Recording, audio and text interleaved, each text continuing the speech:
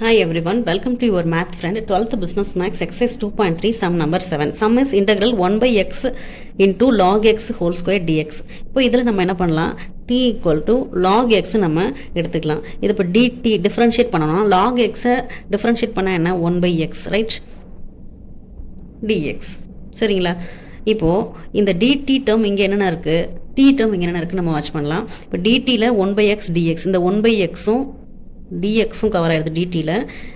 Remaining டேர்மை நம்ம 1 by t square substitute பண்ணிக்கலாம். இப்போ இன்டெக்ரல் இப்போ இந்த 1 by x dx இதுக்கு பதிலாக நான் என்ன பண்ணிட்டேன், dtன்னு போட்டேன். Then remaining 1 divided by log x ஸ்கொயருக்கு log x t நம்ம சப்ஸ்டியூட் பண்ணோன்னா 1 by t ஸ்கொயர்னு வந்துடும். இந்த ஸ்டெப் புரியுதுங்களா?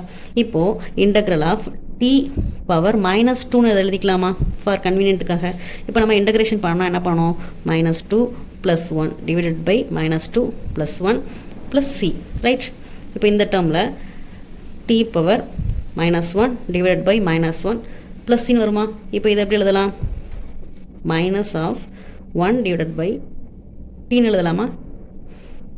இப்போ t யோட வேல்யூ நம்ம என்ன எடுத்தோம், t equal to log x. இப்போ சப்ஸ்டியூட் பண்ணிடலாம், -1 by